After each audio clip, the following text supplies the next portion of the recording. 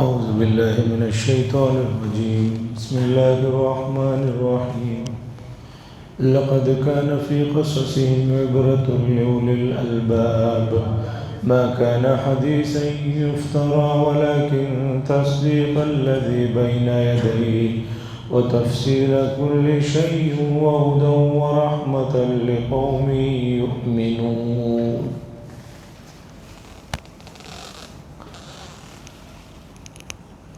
حضرات،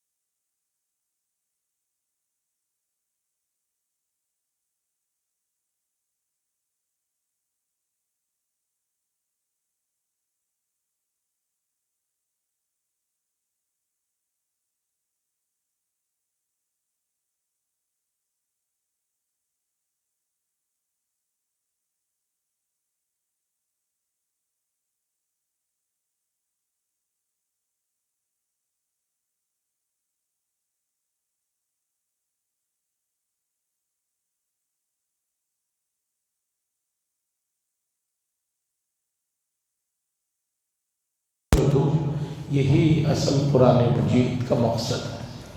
قرآن تو قصے کہانیوں کی کتاب ہے نہیں کہ آپ کا وقت بہلایا جائے، بلکہ یوسف علیہ السلام کا واقعہ بھی قرآن نے جو ذکر فرمایا اہم چیزوں کی طرف توجہ دلائے.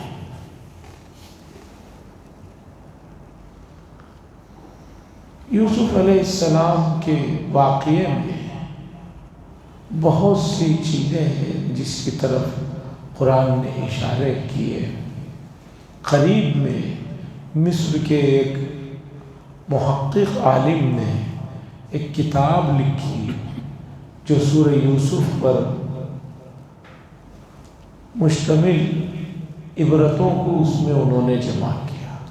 اس میں مصر کے اس محقق عالم نے کہا، مجھ کوتاہ اور کم علم آدمی نے جب سورہ یوسف کو شروع سے آخر تک بار بار پڑھا تو اس میں 100 عبرتیں میں سمجھ سکا ہوں اسے میں ذکر کرتا ہوں۔ انہوں نے آگے یہ بھی لکھا کہ اور اس میں بہت سی چیزیں ہیں، لیکن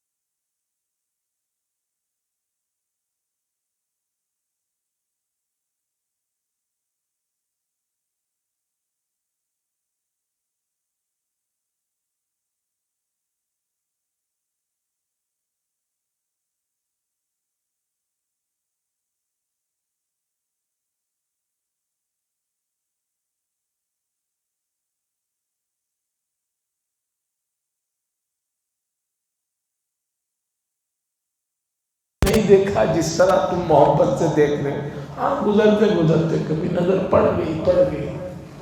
تو اسی طرح کا ماحول ہے کہ ایک چیز آپ کے پاس ہے، اسے اس کی قدر ہی نہیں۔ سورہ یوسف کئی مرتبہ آپ نے پڑھا سنا، لیکن سورہ یوسف میں جو عبرتیں اللہ نے ذکر فرمائی ہیں ان کی طرف آپ نے کبھی توجہ نہیں دی، اور اس محقق عالم نے اہمیت کے ساتھ اس پر توجہ دی اور اسے انہوں نے جمع فرمایا۔ سب سے پہلے ان محقق عالم نے فرمایا کہ انسانی فطرت میں انسان کو تباہ و برباد کرنے والی چیز ہے حسد۔ سب سے پہلی چیز ہے کہ انسان کو تباہ و برباد کرنے والی چیز ہے حسد۔ اس واقعے کی ابتدا ہی ایسے ہوتی ہے کہ حضرت یوسف علیہ السلام بچے ہیں، یہ خواب دیکھتے ہیں کہ 11 ستارے ہیں اور چاند و سورج ان کو سجدہ کر رہے ہیں، پھر اپنے والد سے ذکر کرتے ہیں، والد نبی تھے، فوراً سمجھ گئے کہ میرے بیٹے کی ایک شان ہے، ایک بہت بڑا منصب پر میرا بچہ جانے والا ہے۔ اس وجہ سے والد صاحب جو ہے ان پر خصوصی توجہ دینا شروع کی، بھائیوں نے حسد کرنا شروع کر دیا۔ حسد کرنے والا دراصل اپنے آپ کو تباہ و برباد کرتا ہے، اللہ کی تقسیم سے وہ ناراض نظر آتا ہے۔ بھائی اللہ نے کسی کو کچھ دیا ہے تو اللہ مالک ہے، اپنی جو چیز جسے چاہے دے، ہم کون ہوتے ہیں اس پر اعتراض کرنے والے یا جلنے والے۔ اور ایک مشہور عربی کا ادیب گزرا ہے جاحظ کے نام سے، اس نے بھی حسد کے عنوان پر بہت شاندار کلام کیا اور کہا کہ حسد وہ کانٹا ہے کہ جسے لگ جاتا ہے اسے ہلاک و برباد کر کے چھوڑتا ہے۔ آپ بیٹھے کسی کے اوپر حسد کریں گے تو مجھے بتائیے اس کا تو کچھ نقصان نہیں ہوتا، آپ ہی کڑتے رہتے ہیں، آپ ہی پریشان ہوتے رہتے ہیں اور آپ ہی کا سکون برباد ہو کر رہ جائے۔ تو سورہ یوسف میں پہلے ہی قصے کے شروعات میں جو عبرت یا جو سبق سامنے آ رہا ہے کہ حسد سے بچو، اللہ کی تقسیم پر راضی رہو، اگر راضی نہیں رہو گے تو تمہارا انجام بہت برا ہوگا، تمہیں نقصان۔ دوسری بات، یوسف علیہ السلام کو اللہ تبارک و تعالیٰ نبوت کے مقام سے سرفراز کرنا تھا، کن حالات سے وہ گزرے، بھائیوں نے کنویں میں ڈال دیا، کنویں میں تاریخی روایتوں کے مطابق 2-3 دن تک رہے، وہاں پھر آ کر کوئی پانی لینے کے لیے رسی اور ڈول کو ڈالا، جیسے ہمارے یہاں گھڑا بولتے ہیں، کوئی چیز ہوتی ہے تو اس رسی کو پکڑ کر یوسف علیہ السلام آئے۔ اور عجیب بات یہ ہے کہ ان لوگوں نے بھی حضرت یوسف علیہ السلام کو نہیں پہچانا، لے جا کر معمولی دام میں فروخت کر دیا۔ پھر جس آدمی نے ان کو پہچانا، عزیز مصر نے، اس نے اپنے گھر میں لے جا کر کہا کہ ان کی اچھی طرح دیکھ بھال کرنا، یہ بہت عزیز ہیں، بڑی شان کے مالک ہیں۔ اور ایسے ہی ہوا کہ آگے چل کر جو ہے وہ بڑی شان کے مالک بنے۔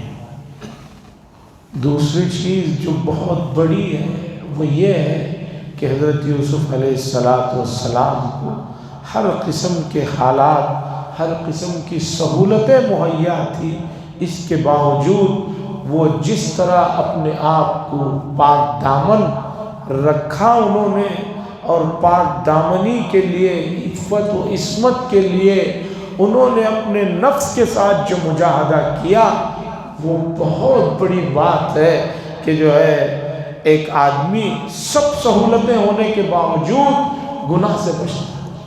ایک آدمی کو سہولت نہیں ہے، وہ یہ کہے کہ میں گناہ سے بچتا ہوں۔ فقہاء نے لکھا ہے، کوئی اندھا اگر کہے میں نے کبھی کوئی غلط چیز نہیں دیکھی ہے، بھئی کیا دیکھو گے تمہیں نظر تو آتا نہیں ہے۔ کوئی بہرا آدمی کہے کہ میں نے کبھی کوئی غلط چیز نہیں سنی، بھئی سنائی تو دیتا نہیں، تم کرو گے کیا؟ کوئی کہے کہ میں نے کسی پر کبھی ظلم نہیں کیا، خود بستر پر پڑے ہو لاچار، تم کیا کسی پر ظلم کرو گے؟ طاقت کے ہوتے ہوئے، سب کچھ ہوتے ہوئے آدمی گناہوں سے بچے، یہ ہے کمال تقویٰ، کمال تقویٰ۔ اور اس کے بعد دیکھیے یوسف علیہ السلام کے واقعے میں ان کے اوپر الزام لگتا ہے، برائی کا الزام لگتا ہے، لیکن اس کے باوجود یوسف علیہ السلام صبر کرتے ہیں اور جیل کی زندگی گزارتے ہیں۔ 7 سال تاریخی روایتوں کے مطابق جیل میں رہے، اور جیل میں رہ کر بھی حضرت یوسف علیہ السلام نے اللہ کا جو پیغام ہے توحید کا، وہاں ساتھیوں کو سناتے رہے، یہاں تک کہ 7 سال کے بعد جیل سے نکلتے ہیں، بڑی شان سے آتے ہیں، اور آ کر بادشاہ مصر سے کہتے ہیں سب سے پہلے ان عورتوں سے میرے بارے میں معلوم کرو کہ میں پاک دامن ہوں یا نہیں۔ ان تمام عورتوں نے آ کر کہا کہ یہ پاک دامن ہے۔ الآن حصحص الحق انا راودتہ عن نفسی، کہ میں نے کبھی بہلایا پھسلایا نہیں، انہی لوگوں نے مجھ پر اس طرح کی حرکتیں کی، ڈورے ڈالا، اور میں اس سے پاک ہوں۔ پھر یوسف علیہ السلام کا کمال دیکھیے کہ جس ملک میں غلام بن کر ان کو فروخت کیا گیا، اسی ملک کی باغ دوڑ انہیں ہاتھ میں ملتی ہے۔ مفسرین نے لکھا ہے کہ کچھ چیزیں حاصل کرنے کے لیے بڑی محنت کی ضرورت پڑتی ہے، بڑے مجاہدے کی ضرورت پڑتی ہے۔ آج امت مسلمہ کا نوجوان اتنا سست اور اتنا کمزور، اتنا کاہل اور کامچور ہو گیا ہے کہ محنت کے نام سے اس کا جی گھبراتا ہے، اور شکوے رہتے ہیں کہ بھئی حکومت میں جانبداری سے کام ہوتا ہے، یہ ہوتا ہے، وہ بات کی بات ہے، جانبداری سے کام ہو رہا ہے یا نہیں، لیکن آپ محنت کتنا کر رہے ہیں، صبر کتنا کر رہے ہیں، مشقت کتنا کر رہے ہیں؟ کیا آپ نے اپنے گزرے ہوئے محدثین کے واقعات کو سنا ہے؟ امام بخاری رحمۃ اللہ علیہ، جن کا نام دنیا بھر میں ہر آدمی ہر وقت لیتے رہتا ہے، ان کے واقعات میں لکھا ہے کہ احادیث کو جمع کرنے کے لیے اتنی محنت اور مشقت کی ہے، اتنے لمبے لمبے اسفار کیے ہیں، گرمیوں کے زمانوں میں اور خاص طور پر ریگستانوں میں اتنی خاک چھان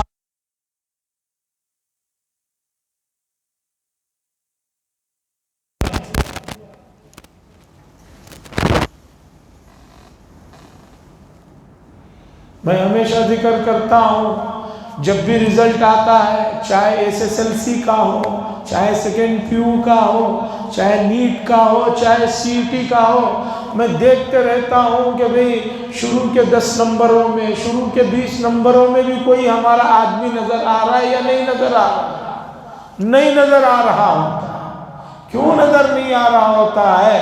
اس لیے کہ اس نے ویسی محنت ہی نہیں کی۔ RT نگر میں میرے ایک پہچان کے صاحب ہیں، وہ مجھے ہمیشہ بتاتے ہیں کہ ان کے پڑوس میں برادران وطن کی ایک فیملی رہتی ہے۔ وہ کہتے ہیں کبھی ایسا نہیں ہوا کہ میں فجر کی نماز کے لیے اٹھ کر جا رہا ہوں اور ان کے بچے اٹھ کر پڑھتے ہوئے نہ بیٹھے ہوں، ایسا کبھی میں نے نہیں دیکھا۔ حتیٰ کہ اتوار کا دن بھی ان کے یہاں اس وقت جب یہ اٹھ کر جا رہے ہوتے ہیں، اس سے پہلے اٹھ کر بچے نہا دھو کر پڑھ رہے ہوتے ہیں۔ عزیزان گرامی، یوسف علیہ السلام نے بڑا مجاہدہ کیا، بڑے مجاہدے کے بعد، بڑے صبر کے بعد، بڑی آزمائشوں اور امتحانوں کے بعد اللہ تبارک و تعالیٰ نے اس مقام پر پہنچایا، اور اس مقام پر پہنچ کر پھر انہوں نے اس ملک میں جو پریشانی آنے والی تھی، اس پریشانی کا جو ہے حل پیش فرمایا، سلوشن پیش فرمایا۔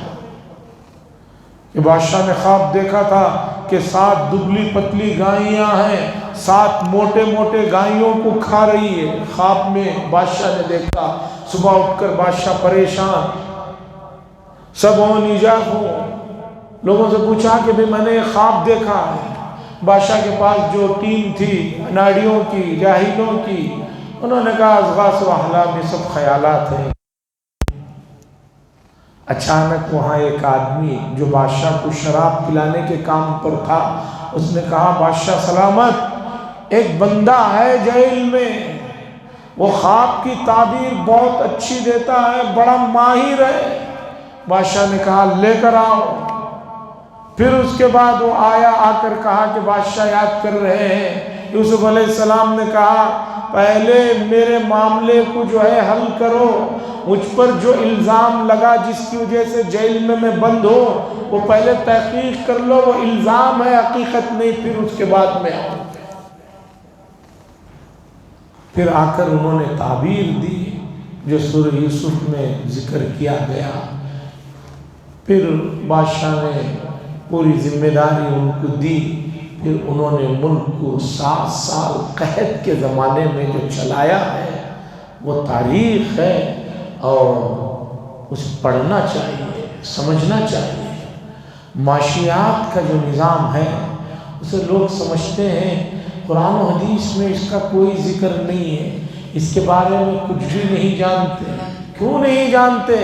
حضرت یوسف علیہ السلام نے جو پلان بنا کر دیا وہ کیا کم ہے اس بڑے ملک کے لیے، بلکہ آس پاس کے لوگوں کے لیے سبب۔ اور دیکھیے اس کے بعد ایک دور وہ بھی آتا ہے کہ جن بھائیوں نے انہیں کنویں میں ڈالا تھا، 40 سال کے بعد وہ بھائی ان کے پاس اناج لینے آتے ہیں۔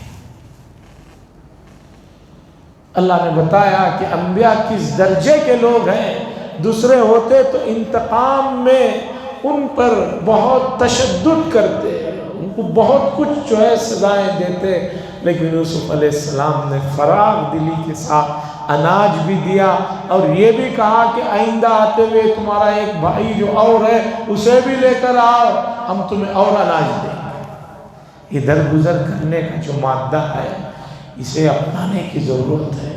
انبیاء کے واقعات میں معافی کے سلسلے کی جو چیزیں ہیں اسے سیکھنے کی ضرورت ہے۔ سیکھیں گے تو محبت اور بڑھے گی۔ آپ انتقام پر ہر بات پر اتر جائیں گے، آپ کبھی کامیاب نہیں ہو سکتے، کبھی کسی کا دل جیت نہیں سکتے۔ انبیاء کی زندگیاں معافی کی اعلیٰ مثالیں ہیں، وہ بھی اس صورت میں، اس واقعے میں بھر کر اس کی مثال سے دیکھنے کی ضرورت ہے۔ لوگ ان چیزوں کو چھوڑ دیتے ہیں۔ یوسف علیہ السلام کی شادی کب ہوئی، کس سے ہوئی، اسی میں الجھ کر رہتے ہیں۔ تو عزیزان گرامی، یوسف علیہ السلام کے واقعے میں جو عبرتیں ہیں، لقد کان فی قصصہم عبرۃ لأولی الالباب، ہم اور آپ اپنے آپ کو عقل مند کہتے ہیں۔ کوئی یہ نہیں کہتا کہ میں بیوقوف ہوں، حتیٰ کہ بیوقوف بھی ماننے تیار نہیں رہتا کہ میں بیوقوف ہوں۔ پاگل خانے میں کبھی جائیے، کسی بھی پاگل خانے میں پاگلوں سے ملیے، ان سے سن لیجئے کہ اگر وہ کہہ دیا کہ میں پاگل ہوں، بلکہ وہ کہے گا سب سے عقل مند آدمی میں ہوں، یہ دیکھو پاگل ڈاکٹر گھوم رہے، وہ کہتا ہے۔ تو جب پاگل اپنے آپ کو پاگل ماننے تیار نہیں تو ہم کیسے مان لیں گے؟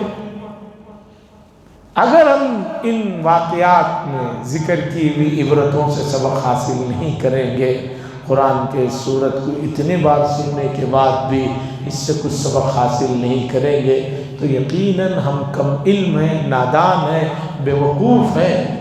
دو تین چیزیں موٹی جو کھل کر آپ جسے سمجھ سکیں میں نے رکھا، ایک تو حسد سے بچنا ہے، اور دوسرا ترقیات اگر ملنا ہے تو اس کے لیے آپ کو محنت کرنا پڑے گا، صبر کرنا پڑے گا، جد و جہد کرنا پڑے گا۔ دنیا کے جتنے بھی بڑے لوگ ہیں ان کی انٹرویوز پڑھیے آپ کہ اس مقام تک پہنچنے کے لیے انہوں نے کتنا جو ہے محنت کیا ہے، کتنا انہوں نے جو ہے جد و جہد کی۔ اور معافی کا جذبہ بھی رکھنا ہوگا۔ بڑا آدمی بننا ہے تو معافی کا جذبہ رکھنا ہوگا، نہیں کرو گے تو کبھی آگے ترقی نہیں کر سکتے۔ اور بھی کچھ چیزیں ہیں جسے ذکر کرنا ہے، پھر خلاصے کے طور پر یہ ہے، خیر کو عام کرنے کے لیے آپ حضرات، رمضان ابھی بہت باقی ہے، دوست احباب کو لائیے نمازوں کی طرف، تراویح کی طرف، ذکر و اذکار کی طرف، قرآن کی طرف۔ وآخر دعوانا الحمدللہ رب العالمین، الحمدللہ رب العالمین، والصلاة والسلام على سید المرسلین وعلى آلہ وصحبہ اجمعین۔ اللہم انت السلام منک السلام تبارک یا ذا الجلال والاکرام، صلی اللہ تعالی وسلم علی خیر خلق محمد وعلى آلہ وصحبہ اجمعین، والحمدللہ۔